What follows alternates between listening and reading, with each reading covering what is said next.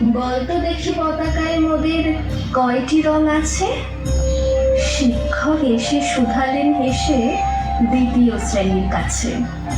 একসাথে মিলে সব ছেলে বলে চিৎকার করে জোরে, তিনটি বর্ণ রয়েছে রাঙানো জাতীয় পতাকা জুড়ে। শ্রেণীর পিছনে বেঞ্চের কোণে শিশু ছিল এক বসে। পতাকার মাঝে 5 রং আছে, বলল সে মৃদু ভাষে। কথা তার শুনে বাকি শিশুগণে হেসে খায় মোটামুটি। শিক্ষক রেগে বলেন হিকে, বোঝাও কি করে 5টি?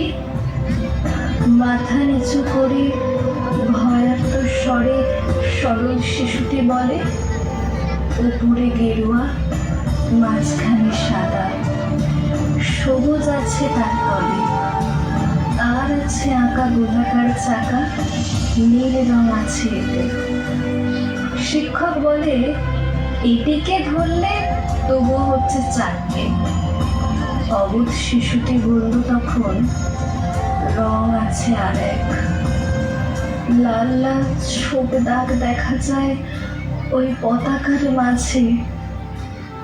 বাবাকে যখন আনলে ওরা, কফিনের ঢাকা খুলে জড়ানো রয়েছে দেহখানা তার পতাকার ফুলে।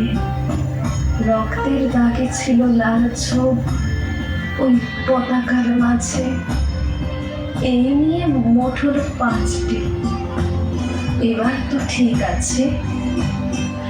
সরল শিশুটির জবাবখানি কাঁপিয়ে দিল বুক। অশ্রু এলো নয়ন ভরে, শুকনো হলো মুখ।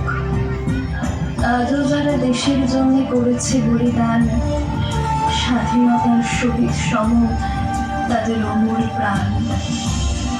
হয়েছে স্বাধীন, পেরিয়ে গেছে 76টি বছর। দেশ বাঁচাতে যাচ্ছে যে প্রাণ, রাখছে কি তার খবর?